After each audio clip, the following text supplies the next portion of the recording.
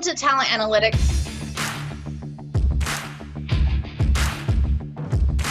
My name is Stacy Broadwell. I will be your host for today. And today we are talking about talent intelligence and how to build the talent intelligence function from scratch. And we're so very excited to have Mr. James Brown here with us. He is the Global Talent Intelligence and Analytics Leader for Amazon. Welcome to the show, James. Thanks, Stacy. Thanks so much for having me. And hi, everybody. Happy Wednesday. Yeah, happy Wednesday indeed. So tell me a little bit about your role at Amazon. Sure thing. So I've been at Amazon for about a year now, Stacy, and I'm really the single-threaded PM for North America non-tech talent intelligence and analytics for Amazon worldwide operations, which I know is kind of a mouthful, but obviously a super big global organization, and I really run all things talent intel and analytics for Amazon Ops. So really kind of the guts of what keeps the company moving, right? The fulfillment centers, delivery stations, AMCL network, as well as all the corporate roles and operations as well. Yeah, and that industry is just booming right now. We were talking on the show yesterday on the Dueling Sorcerers show that we do on Tuesdays about industries that are really doing and thriving well, and Amazon being one of those, and online retailers and e-commerce. So tell us about what we're gonna be talking about today. Sure thing, and I'll go ahead and just dive into it. Let me know if you're able to see this. Yes. Great. So what you'll hear about today is really what I call from scratch to scale. It's a topic that I'm super passionate about and always have been, which is building an early stage team.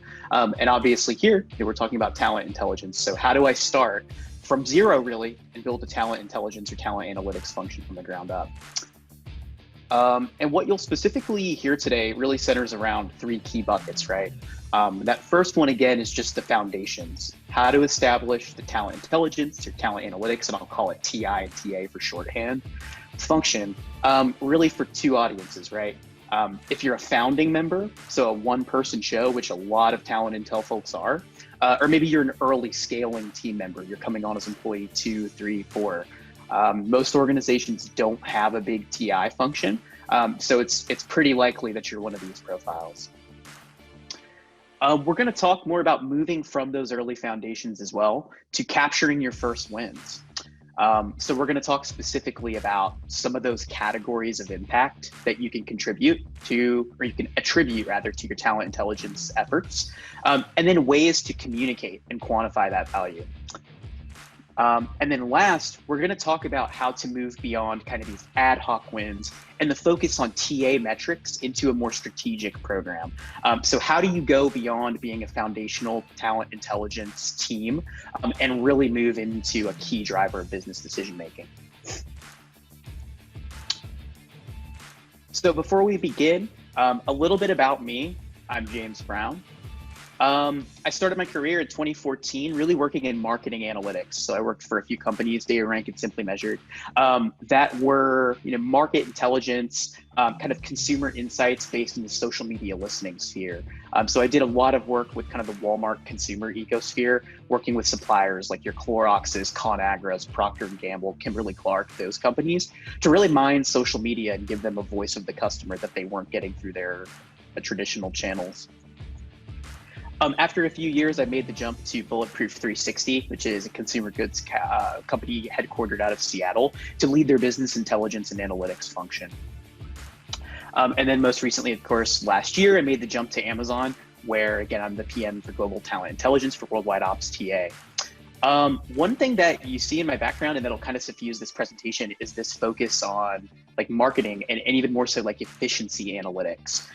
It's a background that I think has given me a pretty unique perspective on the space, and definitely we'll have more to say about that as we move through. But I'll stop there. Any questions or comments before we move on? Doesn't look like there's any questions in the chat at this moment. Great. So we'll start with really stage one, which is again, those foundations. Where do you start? Let's say you're just the first talent intel person coming on board. What do you do and what are your first steps? So you really start with your charter, and charter is kind of this traditional stuffy word. It's generally, how does my corporation conduct itself, or how does this massive business project conduct itself? What I mean by charter here is really just the why. And there's like an affirmative why, and there's another aspect I'll touch on here in a second. But the obvious questions are, why does talent intelligence exist in my organization? Is it to make sourcing and recruiting more effective? Is it to find untapped talent, maybe go into markets we haven't been before, or uncover talent pools we've never touched? Is it to improve our employer brand? So maybe we have a problem attracting the kind of talent that we need. Is talent intelligence there to refine our messaging and better target? Or is it simply there to make use of all this data that the organization's been collecting around its internal and external talent about the marketplace, but that it hasn't had the time to really collate and analyze? And keep in mind, it could be all of these things. But at the core, it's really, really crucial before you even get started to seriously assess, and if you can, document the why. But the corollary of that, honestly, that gets overlooked is the why not. And that can be really, really insightful as well. So some examples of why not are to actually do the sourcing and recruiting. I see this quite a bit. Talent intel teams get way too far down the funnel, and they try to, attribute offers and try to attribute direct hires to their efforts. That's great. And a sourcing and recruiting team will always take a hire, don't get me wrong. But it's very rare that you see a talent intelligence team whose charter is to do the sourcer and recruiter's job. By the same token, you're really not there to solve acute problems or ad hoc business challenges. Generally, you're brought on as a TI function to programatize insights and research throughout the TA org. And in a similar vein, you're generally not brought on board to be like a strike team that's consulted for only the most strategic TA problems, right? At least initially, you're expected to, again, have that more programmatic engagement with the TA org and be a multiplier of efforts that are already in existence.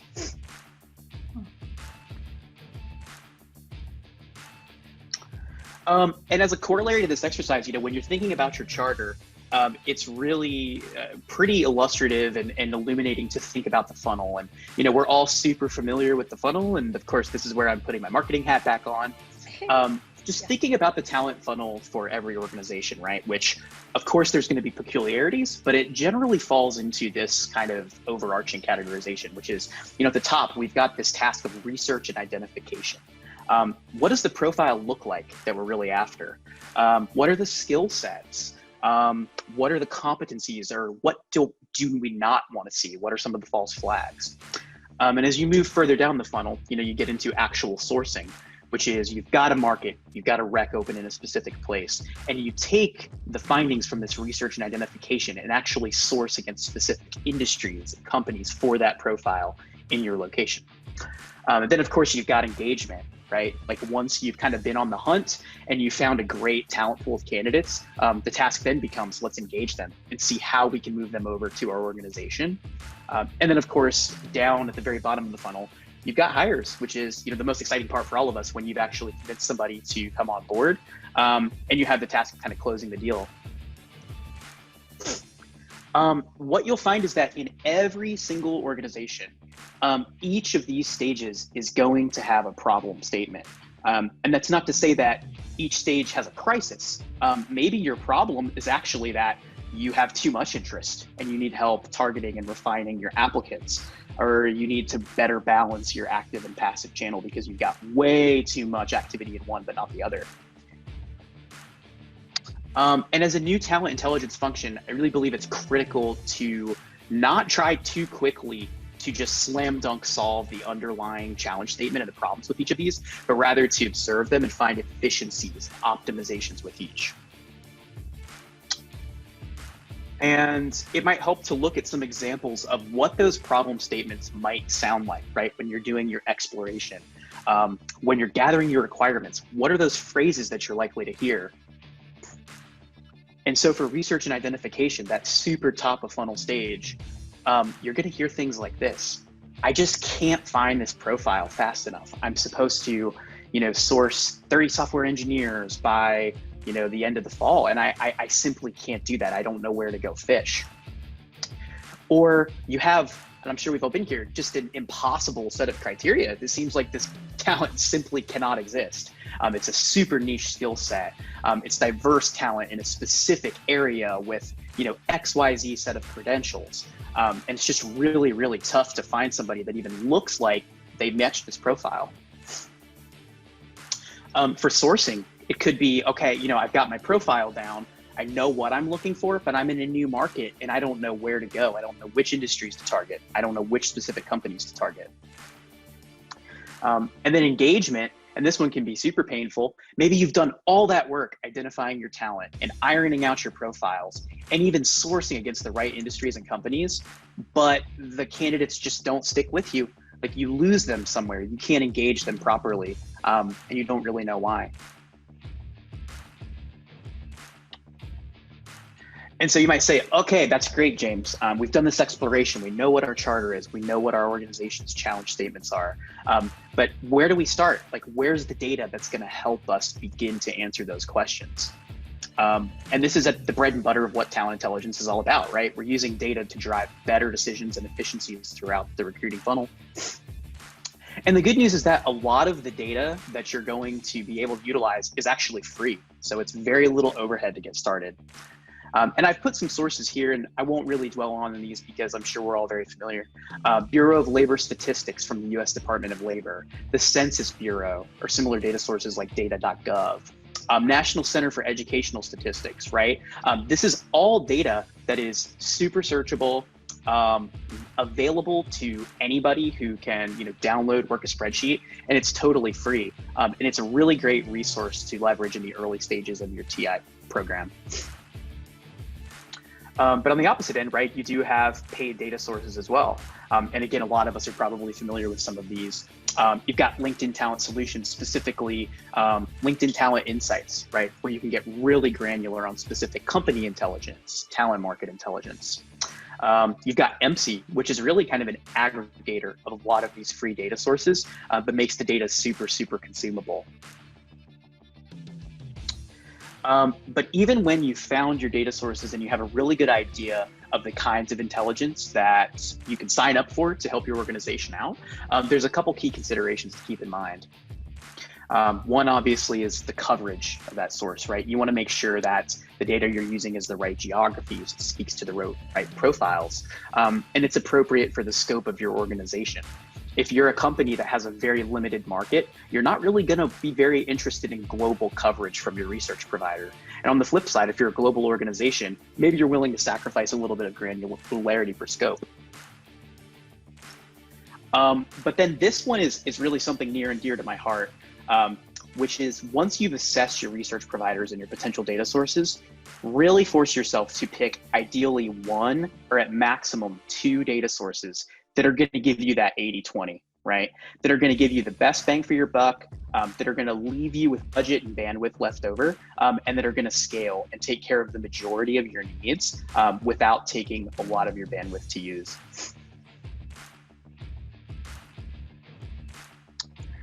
And then, of course, after you've selected your data sources, you need people to use them, right? So staffing the team is something that you might not be able to do for a while, for quite some time. You might be a one-man show, but generally speaking, if your organization is supporting talent intelligence, they're invested and they want to grow the team. And again, this is something that's really near and dear to my heart because diverse talents and backgrounds are some of the most interesting combinations and effective combinations that I've seen in talent intelligence. So I've kind of broken out 3 core profiles, and this is by no means inclusive of everything you could see in TI and TA, but I've seen these be particularly successful. Obviously you've got your research and analytics profile. So your business analysts, research analysts, data analysts, business intelligence engineers, these kind of folks who are all about evaluating data sources, building data pipelines, gathering analytical requirements, and just that deep dive analysis and insights. You're going to need these folks to establish the plumbing that you're going to be able to use to get the insights flowing. Of course, HR and TA definitely need a seat at the table. former sourcers and recruiters, maybe a sourcer that has a real passion for research and market intel, can offer super valuable subject matter expertise, lots of hands-on experience, and probably most importantly, they see the opportunities and the risks and maybe the things you're not doing now that you should be to really leverage the unique strengths of your org. And then lastly, and this is really kind of where I came into the space, are sales and marketing folks, people that have spent a lot of time looking at marketing budgets and returns on investments and channel mixes, all about efficiency and optimization, and have their eye on the dollar, how to get more value out of the same resources or maybe even less resources. And that's going to become very important as we move through. So I'll stop there before going on as well. Any questions or comments before we move on? No questions, but that was a great intro, James. I really like that last slide. I took a screenshot and posted on LinkedIn with all the different roles and that one, that you would bring people in.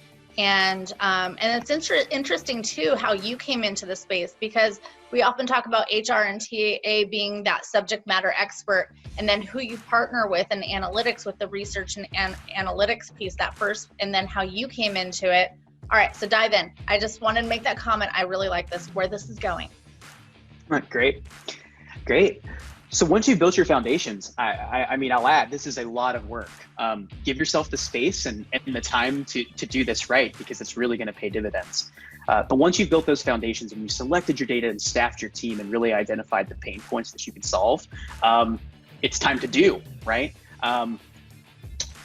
And honestly, deciding what to go after can be the hardest part of the whole impact enterprise. And there's really three key facets that you want to consider with really any requests that comes into your organization, especially at the early stages. One is just the priority, simply the priority, right? Does this request or this data task align with our charter? And then in the early stages, I'll go even further and say, ask yourself, does this have a clear positive efficiency gain attributed to the work? Or if we don't do it, is there going to be an efficiency loss or a decision loss?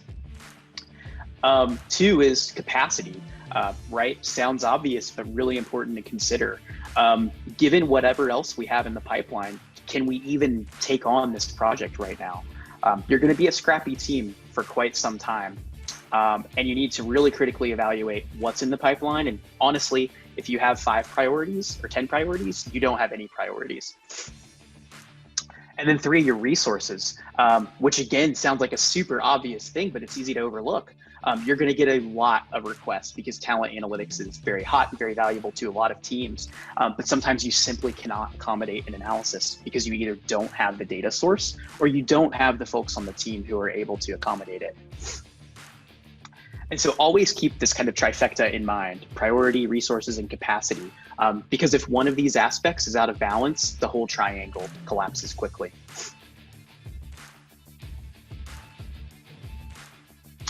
But then once you've taken on a project, right, the next question becomes, how do we know this is hitting the mark? How do we know if our work is having an impact? And, how do we write about this? How do we communicate this? And there's a couple ways that you can consider the impact of your projects, right? One is simply qualitative. It's the voice of the customer. This was awesome. This really helped me.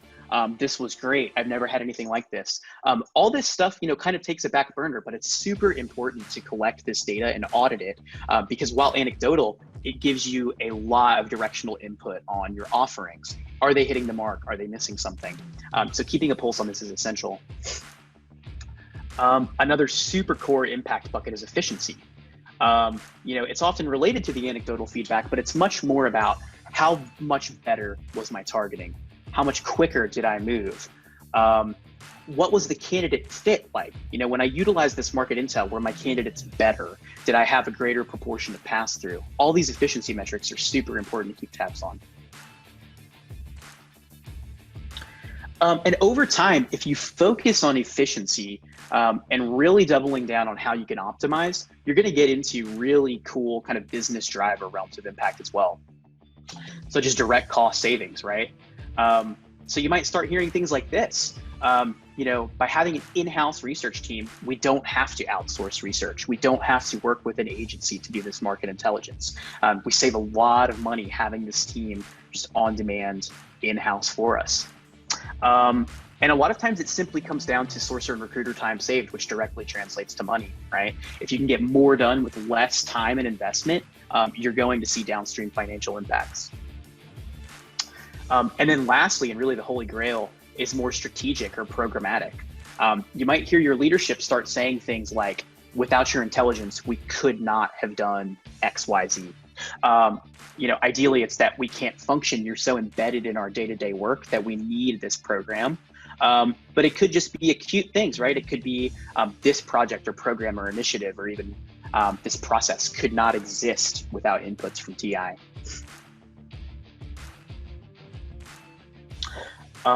The corollary of this is, while this is great to see, and it's great to see this snowball kind of building, you're going to have to focus, right? It gets back to this prioritization question.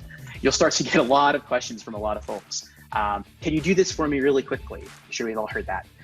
Does your team have this data? And if not, can you get this data? It'll really help me out. It'll really be super valuable for XYZ purpose. And you're going to come to a decision point, many decision points actually. And my advice is to exercise no early and often, but be strategic about your no, right? Think long-term here. Because while initially your talent intel and talent analytics function might be a sourcing enabler and TA might be your primary customer, there's a lot of potential, as we'll talk through toward the end of this presentation, to uniquely position your team as a distinct data and research arm. And the decisions you make here about what data to ingest and what projects to take on can directly impact the potential to achieve that down the road. And as you think through these requests and as you start to develop a more sophisticated and mature talent intel function, really keep an eye out for opportunities to bridge and synthesize and integrate internal data, candidates, employees, recruiting activity, with your external data. Because this is going to allow you to do two things. It's going to allow you to really clearly articulate the impact of your work on the actual business processes, and it's going to set you up down the line for much more strategic analyses. And so my last slide here for this section, or last two rather, is about that integrating the external and internal data points, right? So you've got a ton of external market data, most talent intelligence teams do. And those will give you insights like, I'm here in Austin, so let's use an Austin example. The overall market in Austin, Texas for a given role might be 20% female, but maybe you find through your market analysis that for a given industry, it's much higher, right? Great data point, but fundamentally a research or insights data point. Maybe you look in your candidate or employee database and you see that, oh man, our sourcers and our recruiters have really had a hard time historically with finding female talent in Austin. And maybe the issue is that they haven't been segmenting, right? They haven't been really catering their outreach to the right industries or companies. And so by adding those two together and really richly synthesizing external and internal, you start to formulate really straightforward but powerful impact metrics, like this example, right? So maybe the same sourcers and recruiters, after utilizing your talent intelligence, target these female-heavy industries. Maybe they go after government administration, for instance. And over a period of time that you're able to monitor, because you've invested in that internal data, you can see that that same sourcing team is becoming more effective at sourcing those female or diversity candidates. And essentially what you do is create a process. You create a really efficient flywheel where, you start again with these core tools and team competencies in the foundational stage. You really devote your efforts rigorously to finding efficiencies and optimizations. You build the data infrastructure, again, by bridging external market intel and the internal data that both allows you to quantify your impact, but also gives you a seat at the table, right? It gets you in on strategic decisions. It puts you in more meetings, more documents, more central to the planning process, and ultimately gives you more resources to reinvest and keep the wheel spinning. So with that, we are on to the final section. But again, I'll stop and pause for any questions or comments. I have a question. I find this massively interesting, by the way. So thank you so much for joining us. Okay, so I literally wrote in the Facebook Live chat that I wanted to see some examples of these. Hey, that was awesome research. Without your intel, we couldn't have done X, Y, Z. And I think that last example you gave was a really good example of that research, where you were trying to target women, you didn't have enough women, and so you found women by looking at external data. That women were higher in these certain government sectors, like you said, and then actually going and giving that information to the sourcers so they can target those industries instead. So I'm curious, when you're presenting these sort of roadmaps or this information that directs and creates a change management, because this is the sign for change in math, by the way, right? So the triangle. So when you are creating that, let's change the way we're doing something, and you're presenting it, are you often met, and I imagine that you are, with that might cost us more money, and when I'm thinking about hiring people in different industries, oftentimes there's a longer ramp up time. We kind of talked about this on yesterday's call. There's a longer ramp up time, and their productivity isn't as high as initially when you hire somebody with that industry specific knowledge. And so you're kind of faced with, well, if we go after different industries, it's going to cost us more money. So how do you weigh those out when you're pitching that? Yeah, it's a really, really good question, Stacey. And it's a great point. And you're right. I mean, oftentimes you are met with that kind of pushback or concerns, if not pushback, right? And the way you tackle it is, if possible, just upfront, you make those assessments. You could look, maybe if you have this data, a lot of times it's difficult to get, at the previous profiles of the candidates that you're after, right? Or your current employees. Like, maybe there's non-traditional industries that sourcers and recruiters anecdotally know about, but there hasn't ever been like a programmatic assessment of the fact that no, this industry actually is very successful, and it's worth basically the acquisition cost, right, to get one of these candidates, because they go on to become extremely productive, performant, like retained employees, for example. But you might also just find in the market intel that that it won't be too much of a problem, right? Like, maybe there's an industry that's been overlooked, that actually has cheaper talent more motivated to leave and join your org because of attrition or current events or whatever the case may be, that you simply haven't assessed because there hasn't been a function before within TA that has had that kind of holistic view of the marketplace. So yeah, it's definitely a challenge that you have to confront, but I found that doing the research up front and just having a super good, deep understanding of basically, again, that customer acquisition cost and that payoff window is really key. Yeah, and maybe even the cost of not having diversity in your organization versus like a longer ramp up time makes sense, right? I had a second question. You had a graph up earlier about the free tools, using the Bureau of Labor Statistics and the census. And so certainly I've been diving into those ones for the last 10 years, creating market maps and market analysis. And we actually did a demo of doing one on yesterday's show. It was just a good segue for this. Yeah, the BLS. And so massive amounts of data within those. I mean, you could get lost. You go in for one thing and all of a sudden, like, half the day's gone by and it's like, you're in this data hole. But like, they just do so much.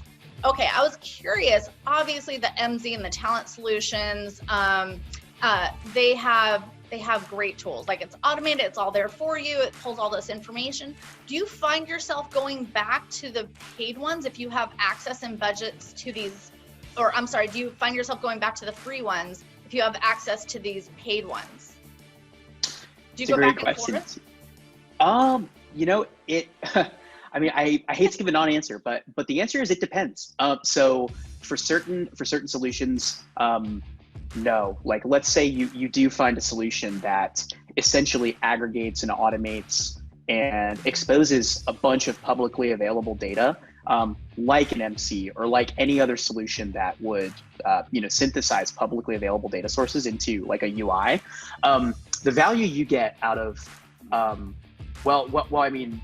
just to be quite candid, like the value you get from saving on like a data engineer or something to go get that data together is tremendous, such that it's probably worth it to just buy into the tool. But sometimes you do go back to the free sources, right? One that I forgot to put here actually is Google. And I'm being totally serious. I mean, like Google is bread and butter to a bunch of talent intel. Sometimes you just need a list. Sometimes you need something that doesn't reside in a database. So absolutely. I think so. I think you always have to have an interplay between what's freely available and what's licensed. Cool. Okay. Those are my questions. Thanks so much, James. Yeah, sure. Let me just kind of flip back. So stage 3 is really what we all get super excited about, right? Which is after you've built your foundations and after you've kind of built this engine to gauge impact, you really start driving talent and then even business strategy. And the core challenge again is how do we move from being tactical to being strategic? And really the short answer is you've built the infrastructure and it's time to reap the rewards, right?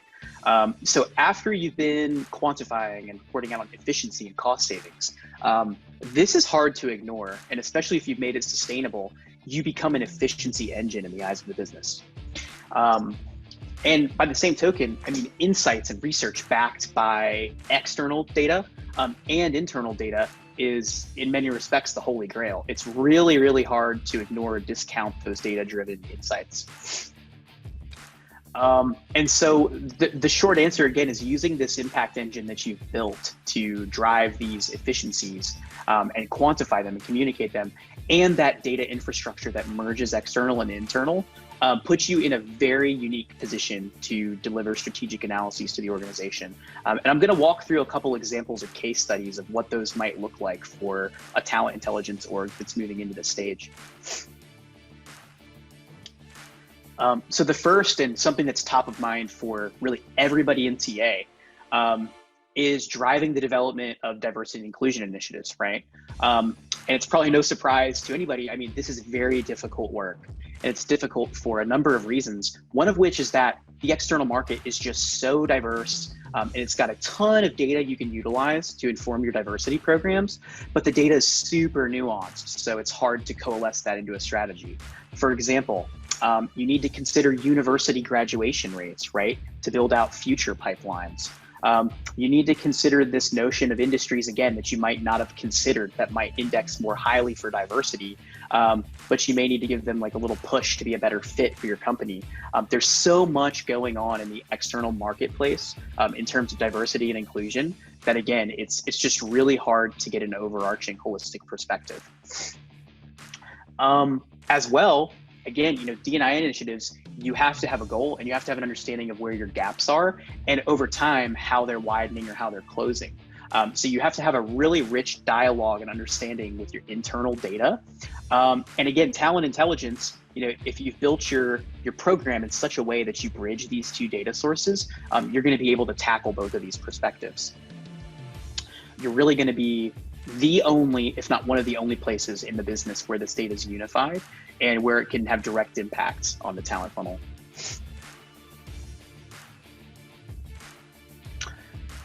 This one is also super hot for a lot of talent intelligence teams, especially recently, right? This notion of site selection or company expansion.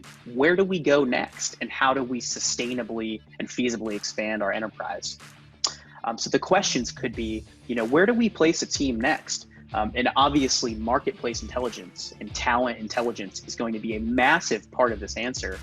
And who else, but the market or talent intelligence function is going to be able to answer this question. There might also be a feasibility component, right? Which markets can support this expansion? Is the talent pool large enough? Is it diverse enough to achieve our D&I goals even as we expand? Again, a place where talent intel is very uniquely positioned to add value to this question. And then recently with COVID-19, right, we're seeing a lot of remote work tactically, but also just strategic discussions around remote first cultures. Can new sites be remote? Is this a reasonable expectation? Is our productivity going to suffer? And there's a number of ways talent intel can answer that question as well, right? You can look at how remote teams internally have performed in the past, provided you have access to that sort of data. You might be able to say, oh, well, actually, there's cheaper kind of non-core or non-highlight markets that we can draw new talent from. And yes, they can work remotely and save us a ton of resources and a ton of investment in the process.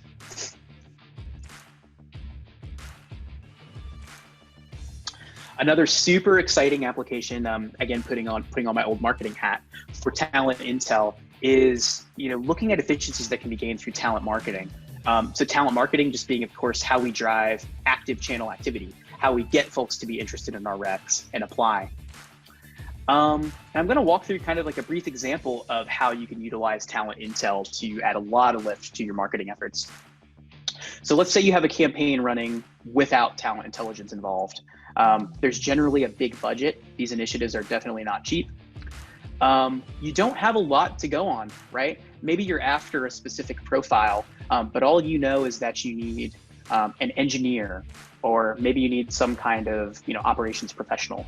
And you're using pretty loose keyword targeting as a result, right? You're not really getting deep on all the alternative profiles that could go into this person or this persona that you need to hire. And since you're going after the same profiles everybody else is going after, in something like a paid search marketplace, your competitive bidding drives up the cost. You're going to be paying a lot of money to serve ads to folks that probably aren't as targeted as they need to be, or maybe even worse, they're just simply irrelevant. So the result is that maybe you use up your full budget, but at the same time, you get a low application volume. The applications that you do get are irrelevant or, again, mistargeted. And the applications that are relevant and pass through have a very high cost attached to them. The alternative is using talent intelligence to back up your campaigns before they launch. So the same big budget could be the exact same campaign. The difference is you do the talent intelligence to dig deep on the profiles that you're trying to attract. You get into things like alternative titles or alternative backgrounds, skill sets that could be relevant. You target ads to relevant audiences, maybe folks you never would have targeted in the past. And you're going after more targeted niche keywords, so you have less competition in the marketplace, and you're ultimately conserving your budget, or if you do spend it all, you're getting very relevant applications. You're keeping your cost per application very efficient. And anything you save, again, can just be reinvested into better targeting in the TI function. And then last, I'd be remiss if I didn't talk about the COVID-19 response, because talent intelligence throughout this crisis has really had its spot, or its time in the spotlight, rather. And I think it's a great example of how TI can have direct business impact, right?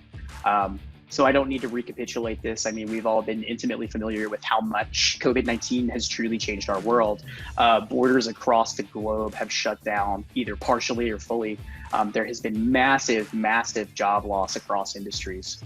And talent intelligence is really the function that can provide a rapid response to these sorts of events, right?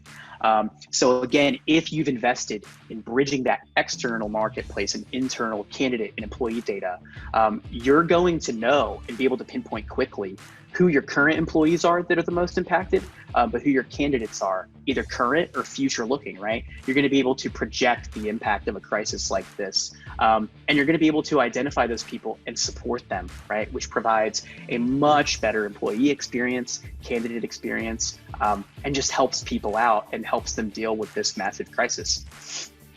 And then furthermore, kind of looking down the road, you're going to be able to really see who this displaced talent is, right? Which is great on the one hand, because certainly it's a boon to organizations to go after talent that's looking for their next job. But it's really just, I mean, a very important human side of talent intelligence, right? We're helping these folks find their next opportunity, find their next livelihood somewhere, and facilitate their transition to whatever that may look like. So hopefully, these examples kind of show you how you can move from, that tactical space where you're supporting and lifting sourcing and recruiting, and really trying to drive those day-to-day efficiencies, to something much more strategic, and really partner closely with business leaders to drive real, true change. Yeah, that is it. So let's talk just very briefly about kind of bringing it all together, like what that playbook would look like. So first, again, clearly articulate your program charter. Identify what the role of talent intel is in your organization, why you're there, what does your leadership want you to do? But again, really important as well is to figure out, what do they not want you to do? What are you not there to do? Then move on to identifying your data sets and your research sources. Staff your team with the right folks and the right backgrounds. And then take on your early projects, always thinking about how you can add efficiency, how you can add lift. How can you create more value with less? But how can you also just bring efficiency to what already exists? Again, you're not there to source. You're not there to recruit yourself. You're there to multiply what already exists. And then lastly, as you scale and as you build out your capabilities, really think really big about what your function is, right? Try as much as possible to link external marketplace data, which will usually always be a core competency of yours, with more of the internal data that your organization collects. Use that to earn a bunch of trust with everybody you work with, and then deliver strategic value, right? Over time, you'll see that you are uniquely positioned to do a lot for the organization that just simply can't be done by other teams that don't have this infrastructure built out. But with that, I am done and would love to continue the conversation. Wow, really great presentation there, James. You know, it's really a fascinating field and massively imperative to companies who want to stay ahead of their competition. And yeah, and it's a really interesting time. You know, we were looking at, I was actually in the BLS, I think it was last week, and I was looking at this report about employment projections. And one of the largest growing fields is talent intelligence, IO psychology, people analytics, that whole sort of realm. I was curious because there's a division when I think of this. There's three parts of the analytics piece within a company, and there's the talent intelligence, which, you know, we're talking about here. And then there's also the recruitment metrics, right? Which is like the daily reporting. And so you don't do any of those like performance metrics for recruitment, or do you have any hand in that at all? I would say, you know, as a talent intelligence function, you're always going to have to keep a pulse on that sort of thing. And you're going to have to use those metrics to communicate to your stakeholders, right? Like they're going to understand best, you know, time to fill, time to hire, even stuff like cost per application for talent marketing campaigns. But I do think, you know, myself, and I do think for a lot of high functioning talent intelligence teams, it's not so much focused in on those metrics and defining those metrics and tracking success against those metrics. It's much more about how can we lift, you know, how can you enable sourcers and recruiters to then execute in such a way that it positively lifts those metrics. Totally a shift in that paradigm of thinking about metrics, that it's really about that enablement, bringing out what's best in all people and sourcers and employees, and helping them achieve that through performance. And then, so the recruitment metrics, the talent intelligence, where it's like market mapping, understanding where the opportunities are, like you were talking about the geography and the advertising. I mean, like that's so key, right? And then the third thing I think is the people analytics, right? Where you are developing hypotheses for your company for change management. But I feel like there's a lot of intertwined elements here, that it's similar functions. And I'm just curious, because you work for Amazon, it's a massive company. Do they have separate divisions for people analytics, talent intelligence, and I don't know, recruitment operations and performance metrics? Is it separate, or do you guys work together in a similar function? Yeah, you ask a great question, and that's a super keen observation, that there's so much crossover. And the reality is that there's functional expertises cultivated across our company, like many other companies, right? That have different kind of competencies that lead to those spaces. For example, you pointed out IO psychology, massively important for internal people analytics, whereas market intelligence or like a marketing background like mine, or even I've seen category folks that have worked in consumer goods, right, be super successful in a market and talent intelligence space. So the short answer to that is,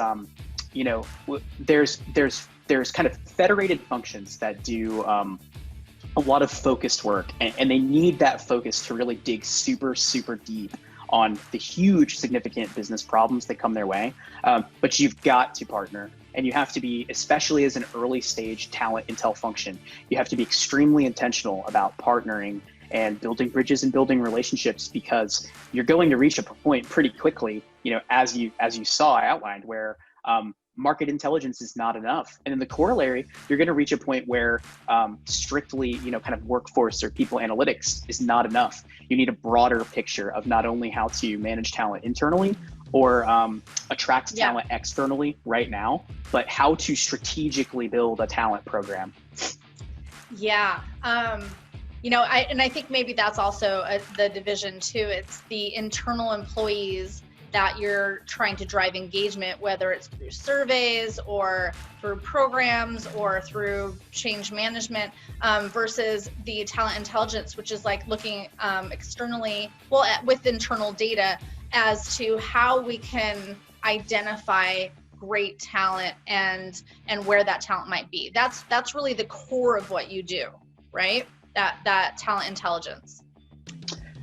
Absolutely. Yeah, we're all about, helping recruiting leaders find the right talent in the right place at the right time. And if it sounds broad and pretty ambitious, that's because it is. That's our core charter. Yeah. And how much would you say in the work that you do is actually involved in the advertising and the campaigns? Is it spread, like you're talking about, like the geography, like where we set up and stuff? And it's interesting because I was having a conversation with Aon, Aon,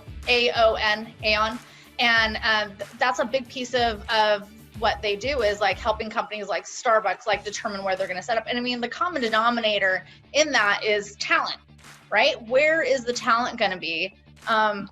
And with that, like, are you going to set up in a college town? Is there really great talent there? Or is it going to be more in a city? And you're seeing this with COVID, this whole switch up in like the geography of where companies might be determining that.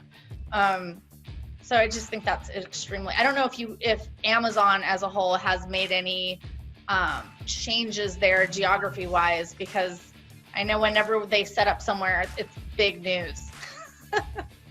Yeah, it's totally transformed the landscape of location strategy, right? And I mean, location analysis has always been a big, massive undertaking because it's just so deeply cross-functional. I mean, you've got the talent aspect, which is critical, right? I mean, you can't have an effective expansion if there's no talent to staff your new site. But there's also financial implications, right? And legal and tax, and the ball keeps rolling. It involves everybody. But COVID now, with remote working becoming, what I see is very much an irreversible trend. You're just going to add another dimension to it. Oh, so not only are you expanding a site, you've got so many more options because talent's everywhere now. So yeah, it's we don't see, to your question, I haven't traditionally seen in many talent intelligence organizations at all a deep partnership between talent intel or people analytics or workforce insights or whatever that function might be, and marketing. I just haven't seen it. And again, I've got pretty limited experience in talent intelligence specifically, but I just think it's such a natural partnership. I think there's so much goodness on both sides. So hopefully we see more of that as well. I completely agree with you. I've always felt that in the recruitment and talent acquisition function, it's massively marketing.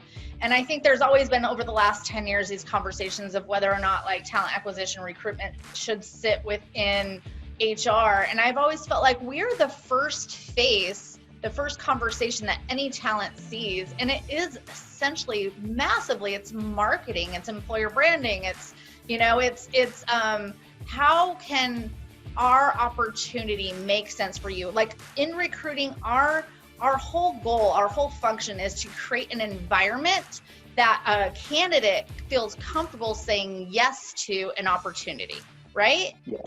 That's what our whole goal is, right? That whole we're marketing this great opportunity, and we want them to feel comfortable saying yes to that.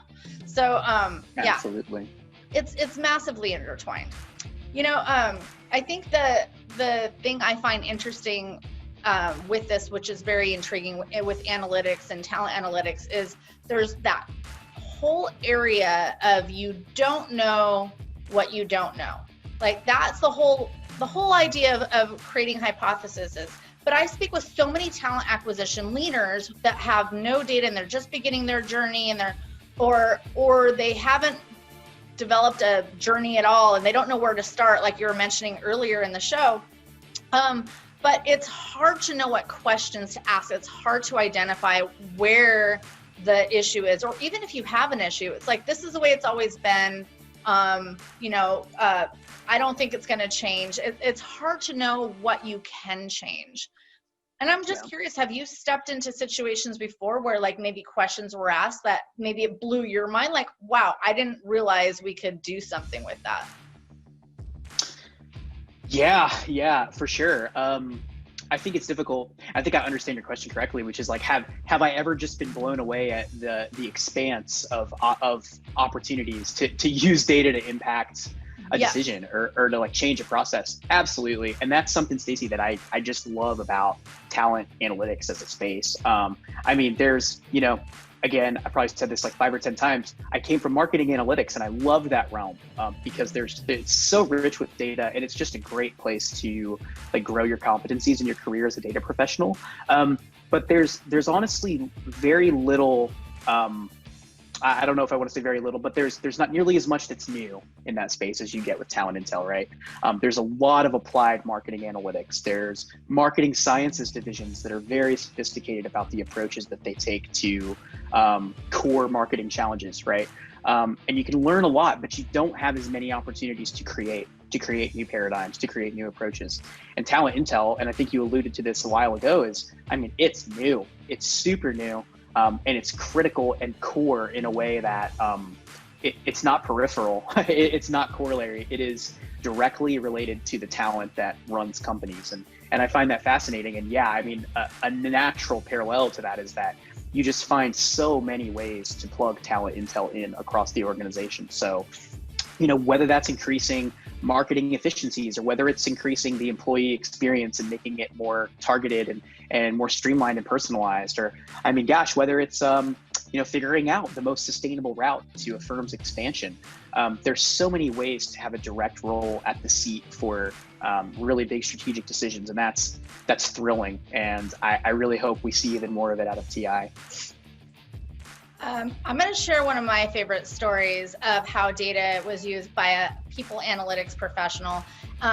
He analyzed 6,000 annual reviews and found a common denominator amongst all those annual reviews that was a skill set that was most valuable to the company. And what that boiled down to was these two skill sets. And one was ownership of your process, right? Because a lot of the areas functioned as a startup. So your ability to just own your project and not be handheld through it was highly valuable. And the second one was cross communication. So ownership and cross communication are highly valued skills, probably in most organizations. But what they did with that information is that they funded learning and development to train on those skill sets for their current employees. And then they also started to ensure that in their job descriptions and in their interviews that they actually assessed for those skill sets. I don't know what questions those might have been. I was kind of curious. That might have been a good follow-up question. Yeah. But I thought that was a massive, really cool story in regards to using data and making change. It's so interesting and it's so creative, right? And so creative. Just I mean, think about what other function could have done that or would have had that view on it, right? And like that's the value that I think talent intelligence professionals can just so uniquely provide. I mean, it's such a different perspective on not only TA, but just the way that the business strategizes and grows its talent pipeline. I hadn't heard of that. That's fascinating. The thing is, somebody thought of that. Somebody said, let's analyze all these Yep. reviews. And I just think it's those type of hypotheses that you never would have thought of, that are just out of the box and just push the needle for talent and for your employee experience. And so I find those to be absolutely fascinating. And I loved your story too about the diversity and identifying that there were certain sectors that there were more women in, because there was not a lot of women in that certain geographical area, and actually targeting those women and marketing to them. I think that's incredible. Like, those type of stories are very interesting.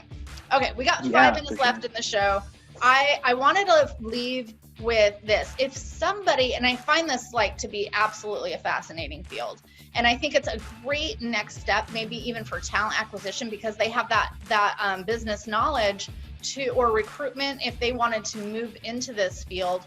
What type of skill sets or advice would you give an analytics professional, or let's say talent acquisition or recruitment or a sourcer, if they wanted to move into talent intelligence? Would they need to learn SQL and R and Python and all those things you have listed on your LinkedIn profile? What advice would you give? Yeah, it's a great question. And I'll try to answer it concisely, because I have so many thoughts about that specific answer. But I think, the short answer to do I need SQL and Python and R and, this or that paradigm is no. Because there's one other thing that I love about talent intelligence is there are so many distinct and awesome career paths within the field. A talent intelligence team needs analysts for sure. It needs, some form of data intelligence or mining or business intelligence, somebody that can work with data heavy duty for sure, because the velocity and the volume of the data is enormous. But it also dramatically it drastically needs program people, right? People that can think about talent intelligence and how it can be a strategic business partner to stakeholders. And it needs structure, right? It's a highly ambiguous field with not, as we just discussed, not a lot of super well-defined approaches or problems or challenges. Like a frontier.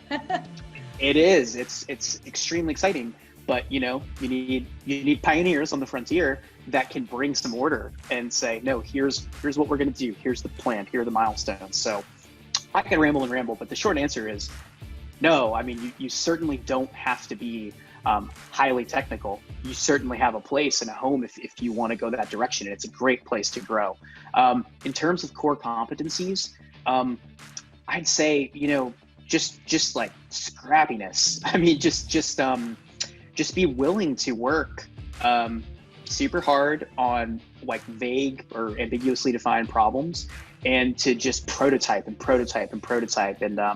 I know that's kind of maybe that advice comes across as hokey or overgiven or something, but it's so true in this space, because you're not always going to know what the answer is or what the solution is to a problem you begin.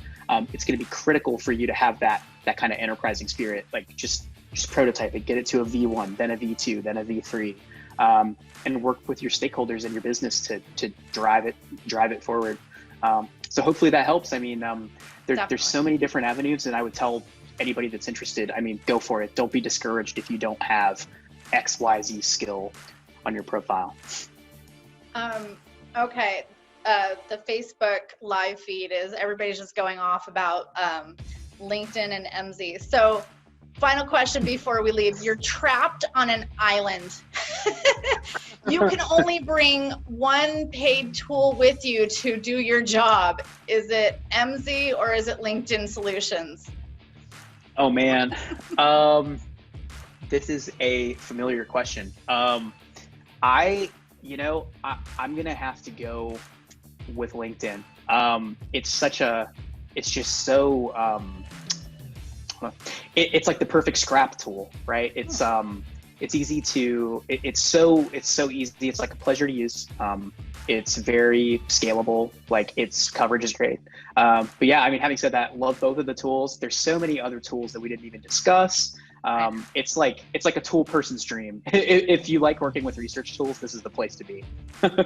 Really cool. Well, thank you, James Brown. Thank you so much for being on the Talent Analytics Show today. Question: if anybody needs to find you or has any additional questions, where can they reach out to? Yeah. So first of all, thank you so much for having me, and thanks everybody that tuned in. I love this topic and hope it was helpful. If anybody wants to continue the conversation, just look me up on LinkedIn. I'm happy to talk there. You've got my email there as well. So yeah, feel free to reach out.